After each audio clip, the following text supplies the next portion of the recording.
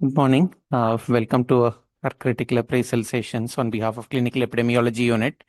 A few weeks ago, we had covered a few risk of bias tools.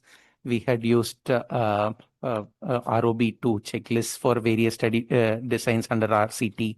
So now that we have another checklist called Robust RCT. So we thought it will be an opportunistic time that we can see how this tool works and also compare it with the existing ROB2 checklist.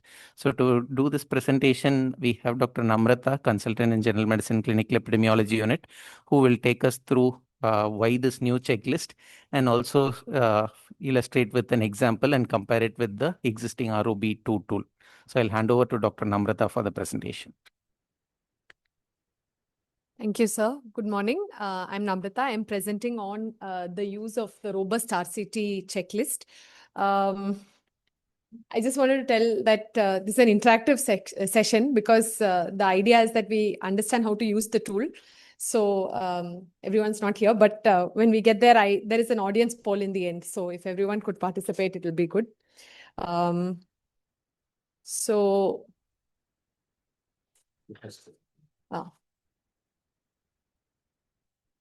Okay, the structure of today's talk is why we need the robust RCT tool. Then next we'll look at a short bit on how the robust RCT checklist is structured and how it was developed. Then we will use the robust RCT checklist to appraise a randomized control trial. And we will compare robust RCT to ROB2, which is the current tool in use for comparison of randomized control trials. So just an introduction, what is a systematic review? A systematic review is a way in which you ask a focus question with a PICOT statement, and we evaluate all the evidence that is available that answers that particular question. And then we filter all that evidence to all the heterogeneous evidence to generate as homogeneous an answer as possible. So in 2000, there was a major shift towards evidence-based medicine and an informal collaboration of people with an interest in addressing shortcomings of grading systems in clinical guidelines and systematic reviews got together. And they made what we use today in all systematic reviews. Does anyone know what this is? Yeah, this is GRADE, basically. GRADE is an international standard for rating the certainty of evidence used in systematic reviews. And it helps us to decide how confident we can be in saying that that effect is actually true. So what is important? So initially when I was reading, I was a little confused as to what level we use GRADE and what level we evaluate risk of bias. So GRADE looks at the outcome level across the entire body of evidence, and it has all these. So first you assess risk of bias, then inconsistency, indirectness, imprecision, publication bias. So if you have a systematic review that has 100 studies, you look at it across the 100 studies, and you will report the entire body of evidence in these 5 domains. Now, what we are looking at today is only how we look at risk of bias. So that is important to understand. So risk of bias is assessed for a particular study or the result of a particular study. So ROB was the old tool. ROB looked at the entire study. Then ROB2 was simplified to look at only the certain domains with respect to how they will affect the result. So these are some of the tools that have been developed, like ROB2, PEDRO, and now newly robust RCT. There are many more. There are about 17, 18 of them. So why did we need to develop robust RCT? So robust RCT is a rigorously developed, user-friendly, simply structured instrument to detect risk of bias in only parallel group RCTs. It's not for crossover RCTs. As a part of systematic reviews. Sorry. So we already have ROB2, then why introduce another tool? So hopefully by the end of this presentation, we will be able to understand why we required robust over ROB. So from 2010 to 2020, a lot of articles came up as to people finding it difficult to use ROB2. It was more for people who were more used to evaluating RCTs and what the effect of this particular result will be finally in the systematic review. And it was very difficult for people who were less experienced to use ROB2. So there were a lot of published articles on how, other than Cochrane, nobody is using ROB2, and it is not very applicable. It's not practical. It's long. It's tedious. The domains are not clear. So we are looking for a tool that incorporates both methodological rigor with simplicity and pragmatism. And this is why in 2022, one of the spearheads of the GREAT group, Dr. Gayet, actually sat and thought that we should look at a new tool to appraise RCTs for systematic reviews. So this is the paper that has been published in BMJ in February of this year. Robust RCT, the conception started in 2022, and by 2024, they had made the tool, and it was published in 2026. This is the paper that gives the methodology of how the tool was developed. I just have one slide on the methodology because truly it is so difficult to conceive a tool and to test it and to understand what are the pitfalls, go back, redo it. Because all of these are based on, actually, all of these are based on opinions, right? When you work with math, there is more objectivity to things. But when you work with opinions, it is difficult to discard any one person's opinion over another. So this is how the Robust RCT tool was conceived. So basically, there was a panel which looked at the references of all the existing tools, the ROB1, ROB2, and some of the other tools. They called 63 experts who were involved with all these tool making. And then 9 of them only agreed to come to make this Robust RCT. And then another 5 who these 9 recommended. So they had like 19 members in total, 5 were the panel. And then they took 17 ROB studies and looked at which all will be important to affect bias in RCTs, which go towards systematic review. So they got 17 items. Then 13 of these 19 panelists sat and voted on each of this item and said, is it very important? Is it moderate important? Is it not important? Then they looked at some epidemiological studies with regards to how each of these items can change the bias finally in a systematic review. Finally, after 8 months and 16 meetings, they finalized one tool which had core and optional items. After this, they tested it among users. So first they called junior people who have less than 5 years experience in appraising RCTs for systematic reviews. Then they sat with all these 15 people, and then they taught them the tool, showed them the manual, made them appraise 5 different RCTs with this tool and asked them, what is your problem with this question? What is your problem with this question, etc. Then they went back, changed the tool again, and came back again to test it amongst 8 more senior reviewers. And then finally, they came up with a single instrument with a 2-step approach, 6 core criteria and 8 optional criteria. We'll come to it. So then we'll come to using the Robust RCT tool. I will come to each component of the tool when we are practically applying it in this RCT. So this is my scenario. I'm a junior researcher hoping to study fecal microbiota transplant and its applications. So I'm curious to know whether FMT will actually reduce the rates of multi-drug resistant organism colonization, not infection, colonization in people with gastrointestinal diseases. So I'm hoping to find enough evidence to ultimately do a systematic review, but I don't have much experience in reviewing RCTs for systematic reviews. So I don't know which tool to use. So for this, I selected a paper from JAMA, which was published in April. This is fecal microbiota transplant and multi-drug resistant organism decolonization in gastrointestinal disease. This was a study that was RCT that was done completely in India. This is done out of AIIMS, New Delhi. So this is just the visual abstract. We'll come to the findings later. So they looked at a population in their gastro ward which had diverse gastrointestinal diseases.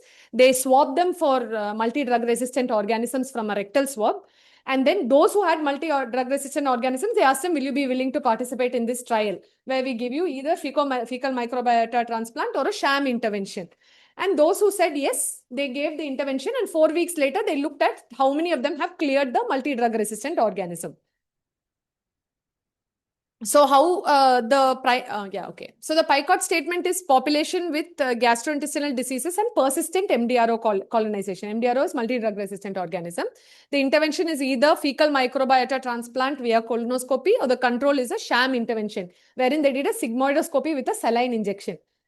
The outcome was, co-primary outcomes were decolonization rate of multi-drug resistant organisms and a decrease in antimicrobial resistance genes, which was detected by a blood PCR. Timeline is they looked at it 4 weeks after the intervention. So this is the robust RCT checklist. These are the 6 core items, okay? And the bottom row is what are the responses. So the first step is compulsory. It was designed like this because if you are new to using appraising trials for systematic reviews, you can only do step 1 and leave step 2 to more senior people. At every step, we are asking, did the study do it properly? And thus, what is the risk of bias finally? So if you don't know what the risk of bias finally is, you can leave this second part to somebody senior to do. Okay. So the first question is random sequence generation. I will ask all of you what you think, and then I will have my answer at the end of this. So for every question, I have the excerpt from the article, which gives you the answer to this. And maybe one can say what they think. So the first question is random sequence generation. Was the allocation sequence, was it randomized basically is the question. Was it properly randomized? And the next step is we have to judge the risk of bias related to sequence generation.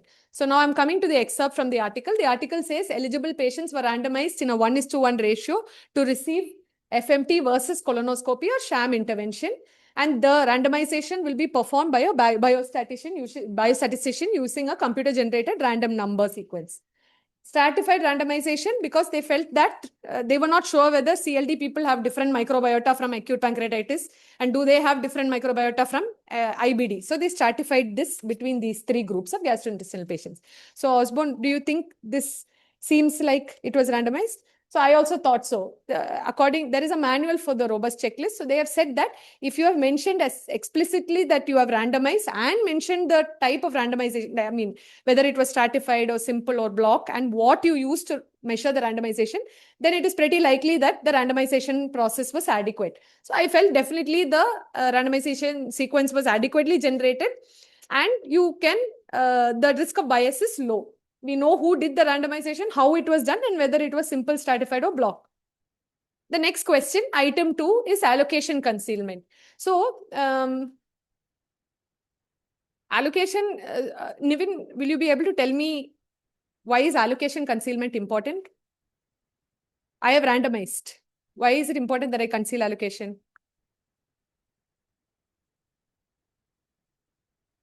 So, yeah.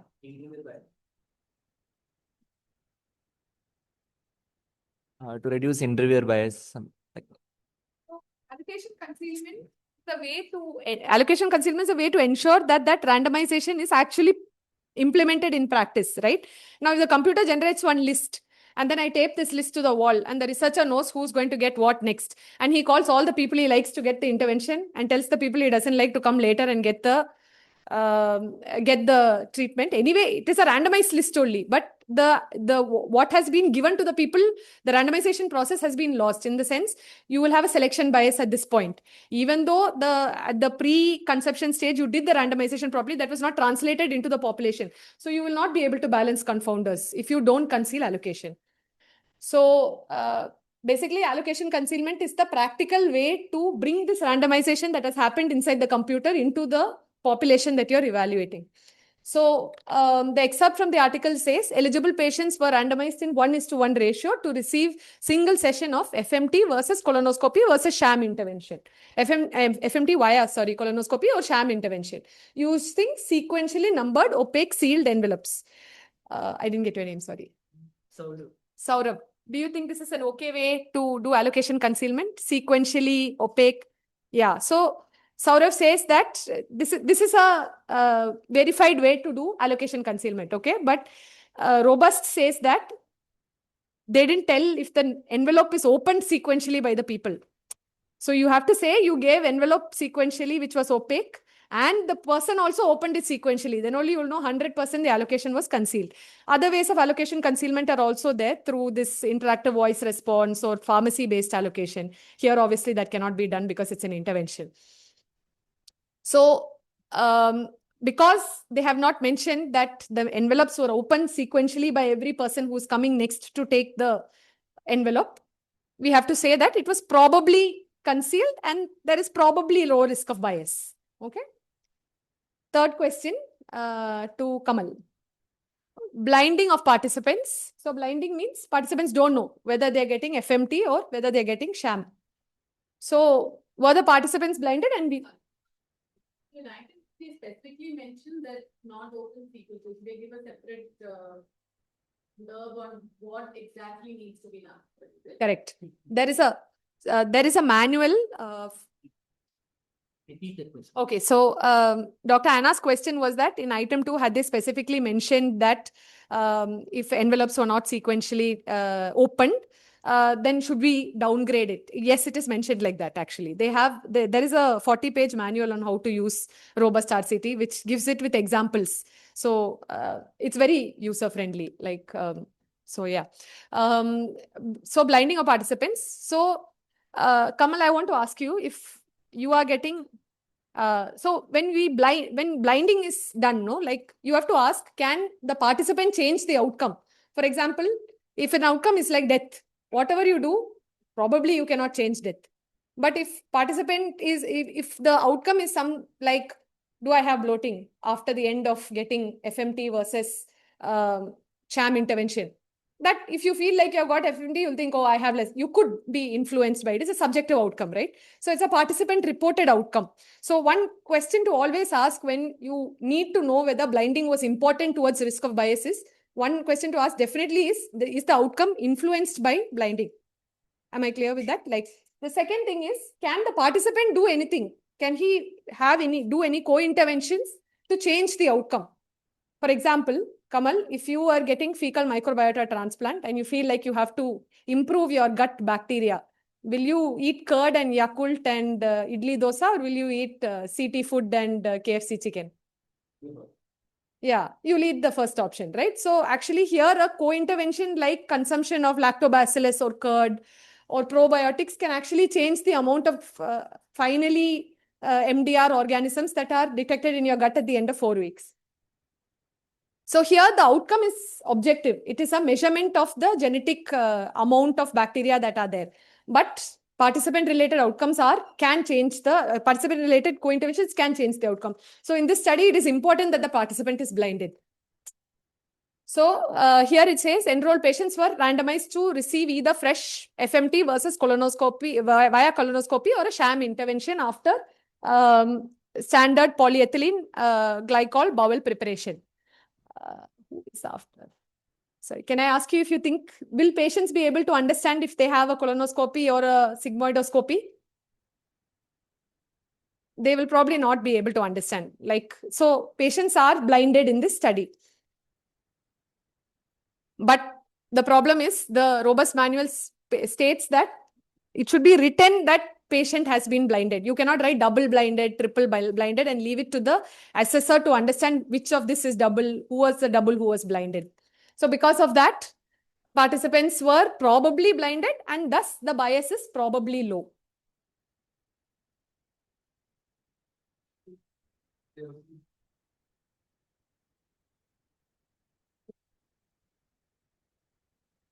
If they mention that they received a sham intervention, that means that the participants were blinded, even if they don't explicitly mention it, isn't it? So it's correct that in all likelihood, the participants did not know, right? But the rule of the tool is that you have to mention explicitly. This is just to ensure that finally RCTs report properly. So when you said, I mean, when I was personally reading through this and a few other RCTs to think which one to appraise today, many RCTs don't mention a lot of things, which makes it very difficult actually. You have to go through the supplement and supplement will not have information. So the idea is you should not leave anything to guessing when you are doing a trial. The fourth item is blinding of healthcare providers. So were the healthcare providers blinded, and judge risk of bias related to blinding of healthcare providers. So, Joel, can I ask you, can a healthcare provider change the outcome of this study?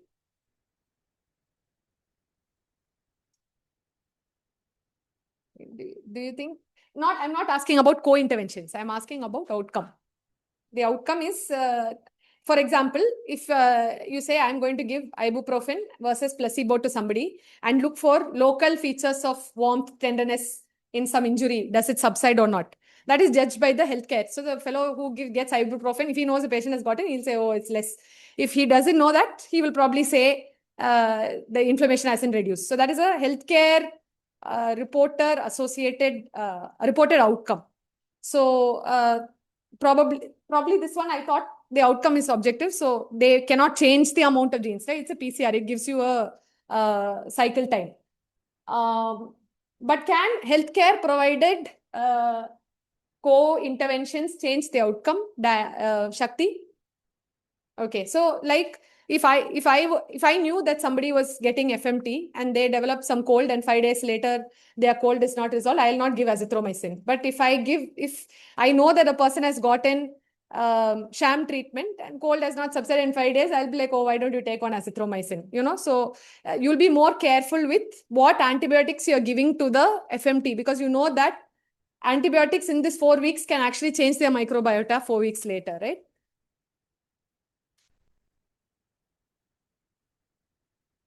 So the excerpt from the article says this was a double-blind, sham-controlled RCT conducted at a tertiary care center in India.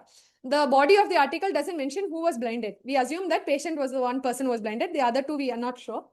But another one thing I wanted to bring up here is the person who's doing the colonoscopy, anyway, they know whether they're doing sigmoid or colonoscopy, right? So for the statistics students, sigmoidoscopy, we go only till the lower part of the colon. Whereas colonoscopy, you go all the way until the end of the ileum, the small intestine, right? So the person who's doing the intervention actually knows. They're able to see a video of, and they know how much of the length of the scope they're putting in. So it is actually kind of impossible to blind the person who's doing the intervention. The other thing you can do, not in this case, there is a concept called a double dummy, in the sense when you're not able to give, if it is one tablet and another tablet, you can give placebo. But one is tablet and one is injection, then what do? So you make both get tablet and injection. One will receive the treatment tablet and a sterile water injection. The other will receive the treatment injection and a placebo sugar tablet, right? So everybody is receiving a tablet and an injection. But is it possible to do here? One is saline and one is feces. Even if you centrifuge that feces, you'll probably lose a lot of the bacteria. But I don't know, you can color the water brown or something. But honestly, it is difficult to make a double dummy for this kind of trial. So the only way they can circumvent this is say that the person doing the colonoscopy is not involved in treating the patients after this or analyzing the results. And a completely independent person does the colonoscopy and delivers the fecal microbiota transplant. So the supplementary article says that participants, investigators responsible for recruitment and clinical follow-up, and personnel involved in laboratory analysis all are blinded to treatment. But according to the manual, they have not said that the person doing the colonoscopy is not involved in treating these patients. So because of that, you have to give them a probably yes and a probably low risk of bias. I'm just trying to say that the rigor of this tool is high. Like if this is, even though many of these things indicate that there is low risk of bias and probably blinded is not equal to definitely blinded. Blinding of outcome assessors. Were outcome assessors properly blinded and judge risk of bias? So this they had clearly mentioned. Investigators recruiting and following and those analyzing stool samples are blinded. Okay. So some caveats to look out for with respect to blinding of outcome assessors.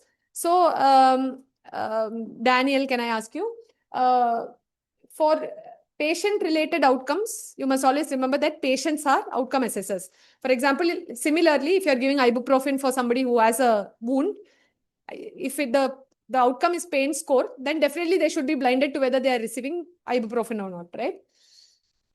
And for different outcomes, there might be different people assessing them in RCTs. So if you're not looking at the primary outcome, secondary outcome might be assessed by another set of people who might not have been blinded. So it's important to see who your outcome assessors for each outcome are. And if unblinded, how likely is that the outcome assessor can influence the primary outcome? So here I thought the outcome, it was mentioned also that the outcome assessors were definitely blinded. So thus the risk of bias is definitely low. The last item of the robust tool is calculating missing data. Okay, so the step one is to just see how many participants were not included in analysis. So just get the numerical value of the amount of missing data that they had. Now for step two, you have to, the person who's doing the appraisal has to decide what is a significant missing cutoff for me in the sense. So I thought definitely risk of bias means less than 5% data is missing. 5 to 10 is probably low, 10 to 15. These are just arbitrary values set by the person who's appraising. You can choose any value that seems relevant to you, depending on the trial and the circumstances that it was done in. So this is just the flow of the study. So among 114 people who are randomized, they had 58 randomized to the FMT arm and 56 to the sham intervention arm. So finally, they did an intention to treat. 2 of them were lost to follow up here. 3 of them were lost to follow up in the sham arm. But they did an intention to treat, including all 58 who were randomized and 56 who were randomized in this arm.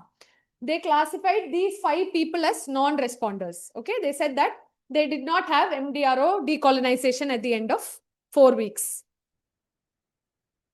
So finally, the result was not, so all 114 were included in this analysis. And they said that there is no absolute difference between the people who got decolonized in the FMT arm and the people who got decolonized in the sham treatment arm. So in this, the total number of participants were 114, but 5 had missing data, but they did intention to treat analysis. So the number not analyzed was actually 0. So I felt that definitely the risk of bias from this is definitely low. One extra concept I wanted to say was, even though they said that the people who did not participate were non-responders, the actual worst case scenario is if the FMT arm did not respond and the sham arm responded. That is the actual worst case scenario. Your placebo actually did better than the FMT arm. So this is just a worst case analysis scenario and the best case analysis scenario. The best case analysis scenario says that the FMT arm responded and the sham arm did not respond. Okay, so even then there is no significant risk difference. Okay. Now we are coming to the optional items of the robust RCT checklist. So, when they were making this checklist, they didn't, there was a lot of debate as to whether you should include all 14 items in the main tool or not. But they were looking at, will it be too long? Will people find it difficult to appraise? So actually, these were items in which if you have done the first 6 correctly, probably these will also be okay. So for example, are baseline prognostic factors balanced? If you have randomized properly and your sample size is correct, your baseline prognostic factors will probably be balanced, right? Then the other things, they did not include many of them because it is very difficult to find this data. Even in the supplementary appendix, it might be difficult because most studies don't explicitly mention data. For example, when investigators conducted an as-treated analysis, what was the percentage of participants not analyzed in the groups to which they were randomized? What, in the sense, was there too much proper protocol analysis is the basic of this question. Was there selective reporting? Is the outcome measure valid? So these are things that are either very subjective for the person to decide, or which will be covered in the first 6 questions, or which are not mentioned in the trials. So for this, are baseline prognostic factors balanced? This is the baseline characteristics table.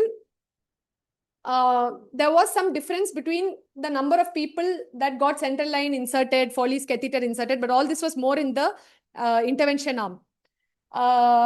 The only significant difference here, I think, is the number of carbapenem resistant enterobacterials were much more in the sham treatment arm.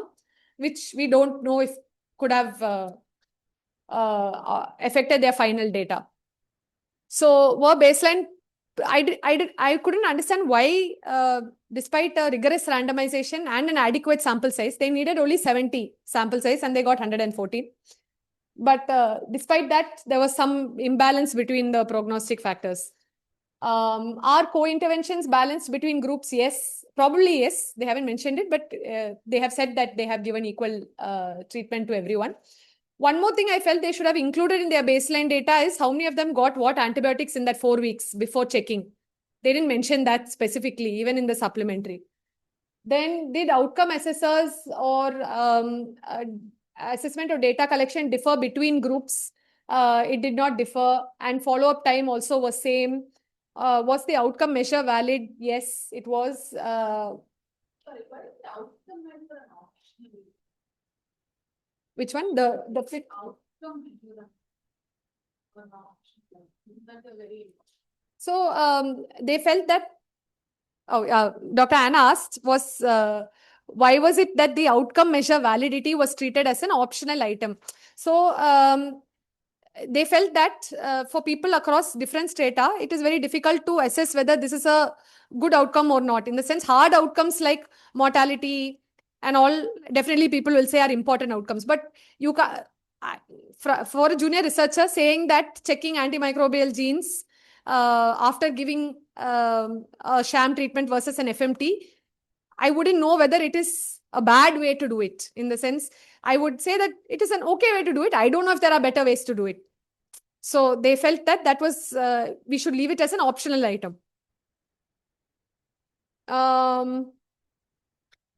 Okay, so when investigators conducted an as-treated analysis, what was the percentage of people not analyzed in the groups to which they were initially randomized, which means was there crossover?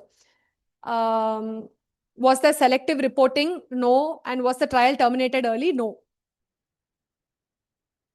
So at the end of this, the summary for our trial is random sequence generation was good, allocation concealment was probably good, so low risk of bias, blinding was probably good, blinding of healthcare providers also probably good, blinding of outcome assessors was definitely done, outcome data, missing data was 0. So overall, the study has a low risk of bias. Now I just want to compare this to ROB2, which is my last bit of the presentation. So ROB2 has 5 domains, all of which are associated with assessing risk of bias in a randomized control trial. Again, the answers to this are yes, probably no, and not applicable. So same study, if we go by allocation sequence was random, was it concealed? Probably yes. Did the baseline differences in intervention suggest a problem with the randomization process? Probably no. And risk of bias judgment for the first question is low. The second question is risk of bias due to deviations from the intended interventions. So this is different from domain, the next part of domain 2. So here is, did they were they assigned correctly to intervention versus sham? And the next question is, did they do the proposed treatment? Sorry.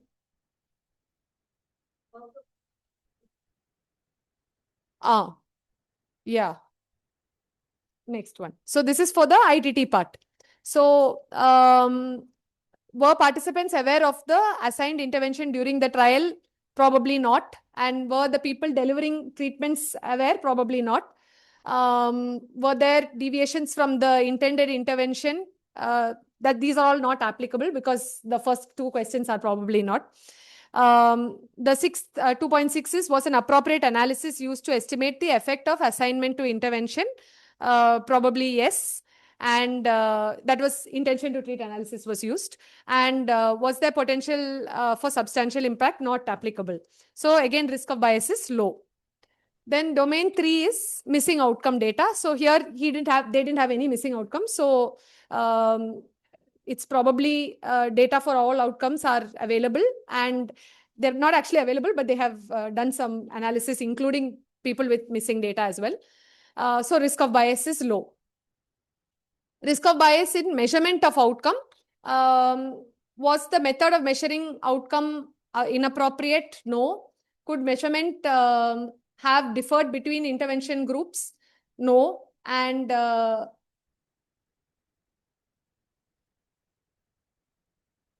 if were outcome assessors aware of the intervention received by study participants? Is probably no, actually. And could assessment of outcome, no, is no, sorry.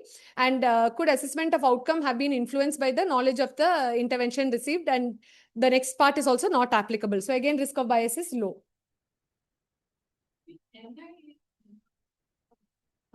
Yeah. Option say and not available the resulting number. Yeah. If the, so in, yeah, so the question asked was that this ROB2 has a option called NI, which is not, information is not available, but in the robust checklist, there is not. So in robust, the rule is that if it's not written, it's not there. Yeah, so you have to consider that it is not done. So when you have this not available, no, when so ROB2 has algorithms, like for every, it's like suggestive algorithms. If you answer yes to this, probably yes to this, no to this, and no to this, what will be the risk of bias, like that. But that NI is not included in that. So actually, many times practically there will be no information available. If you are using that algorithm to assess your risk of bias finally, if you have a lot of stuff that is not there, it will be harder for you to follow the algorithm, especially for people who don't know that what will be the risk of bias finally if you get this set of data.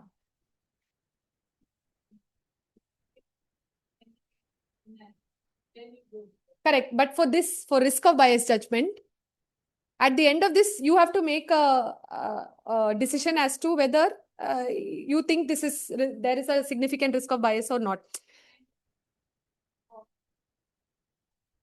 I mean, the algorithm is a suggestion, like it is there in the manual. Yeah, you can choose to overrule the algorithm and choose your own risk of bias as well. But if you have a lot of missing data, then it is harder for you to make that decision in the end.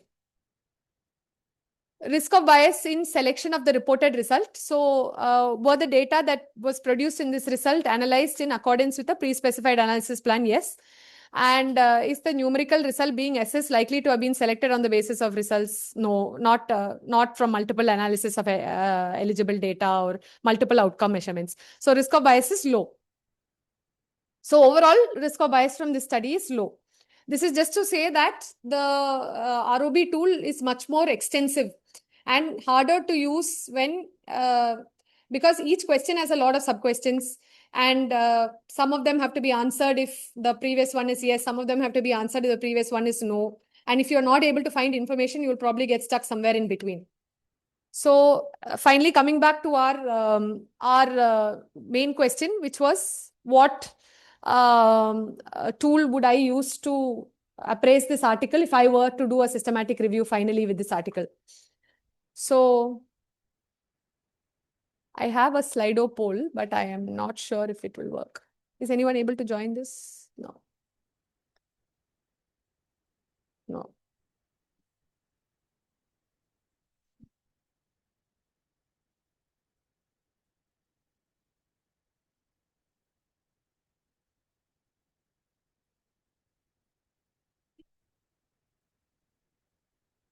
There are less. It's not down. Yeah. I mean, essentially the main difference is they've reduced the number of domains.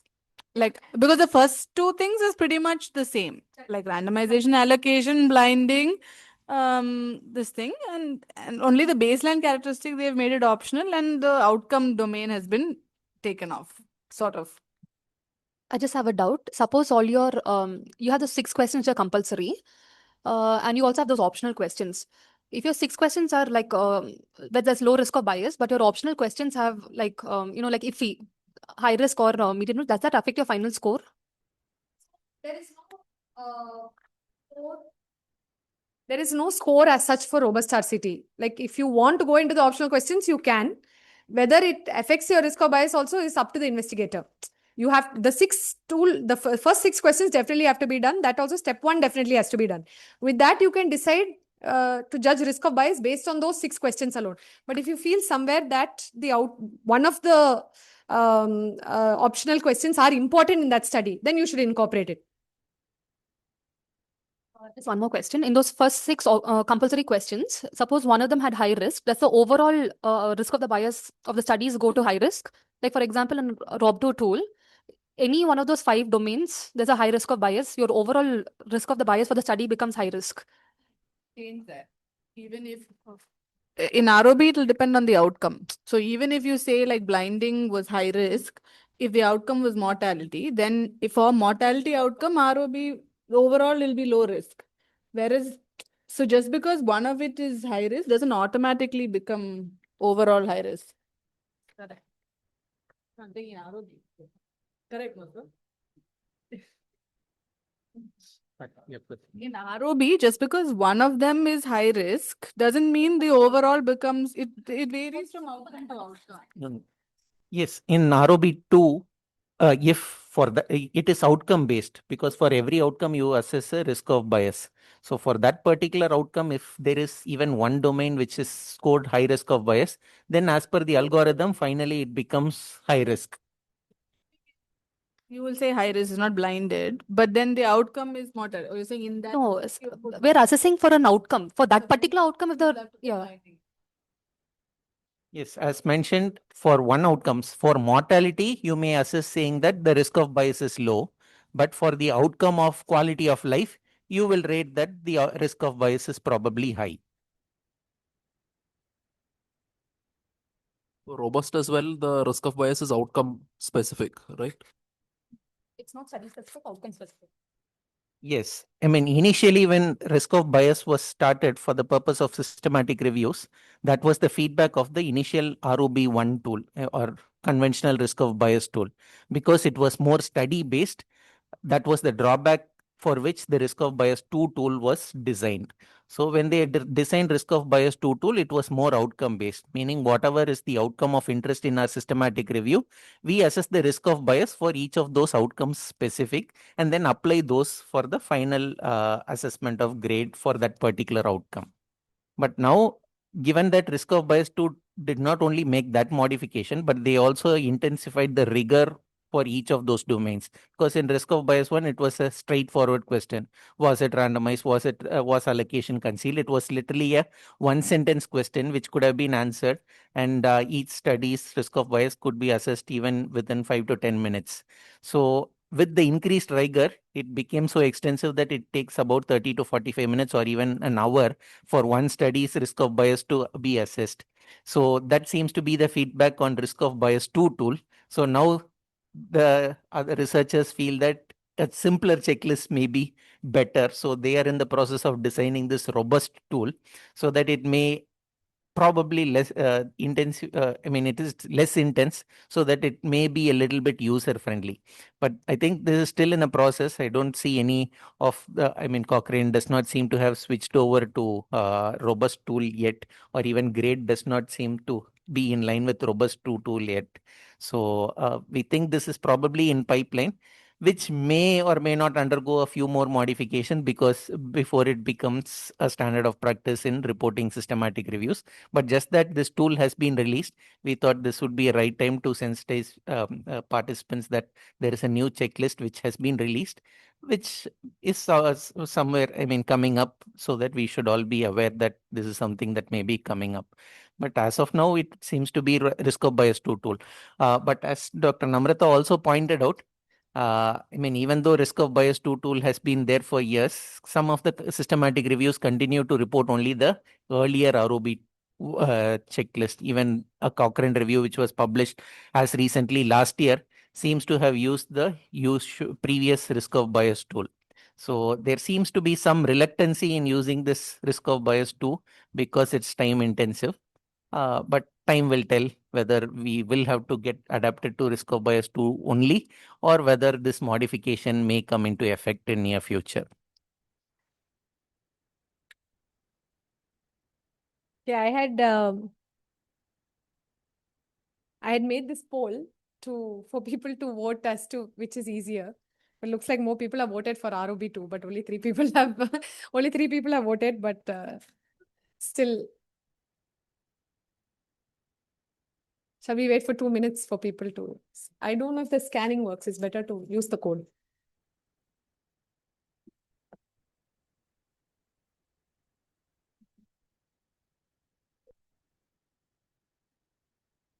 By the time people are logging into the poll, just wanted to ask if there are any further questions, either from the online audience or the audience here.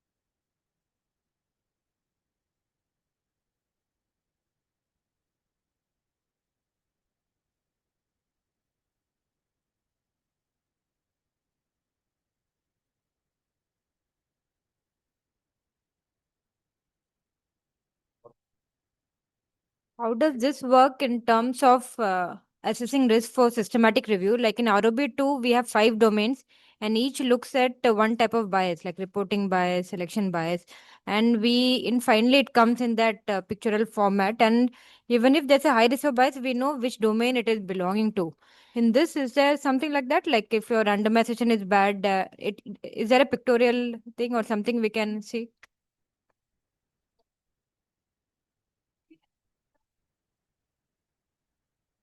It's not like ROB2 where they tell you that if you get these answers to these questions, then what will your ultimate risk of bias be? That is at every step you have to judge what is the risk of bias from that question. Like in item 1, what is the risk of bias because of randomization? Item 2, what is the risk of bias because of allocation concealment? That's all you have. You don't in the over. No, it doesn't have an overall column like ROB2 has. ROB2, the end of the 5th domain is what is your overall risk of bias from these after the end of these 5 questions. But Robust doesn't have that. You have to make items, item 1 to 6. There's nothing related to healthcare. Yeah, so Dr. Reba asked, is there any systematic review that has used Robust? So there is nothing that has used healthcare related studies are not there. There is something that has compared Robust to AI, to large language models in finding, in assessing RCTs for systematic reviews. That's the only one that has used. Right now, uptake of Robust has not yet reached.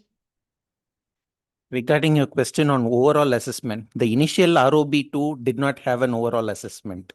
It had only individual domains, and there is an option that you can add one more. If you want, you can add overall. You can add other biases. That is an optional domain in the initial ROB1. So this overall risk of bias was once again a development in ROB2. That if even one is biased, then the whole study is biased. That seems to be a development in ROB2. But in this one, again, there does not seem to be an overall assessment based on the initial domains. So it's once again on the investigators to decide whether if one is bad, rated everything is bad. So that is once again the onus is on the systematic reviewers. That seems to be the trend. And regarding the question on if there is an algorithm, I think it will take a bit of time. Once people start using this tool, somebody will develop an Excel algorithm that it could be automatically color coded to get a risk of bias color picture. I think that may be somewhere in pipeline. We may get such an Excel automated Excel, which may get published in near future. But only once people start using it, those will come up. So we'll have to only wait and see whether people are more keen on using this for ease or still stick to ROB2 only, because a change will take some time to get affected. So, I mean, personally speaking, when I suddenly looked at this Robust 2 tool, after having used ROB2 tool for quite a number of studies, feel that is more comfortable to use rather than to change to a newer checklist. So it does take time for change to happen. That we'll only have to wait and see. Do we have results of the poll? 9 people have voted. So 89% have said robust is easier to use, and 11% have said ROB2 was easier to use.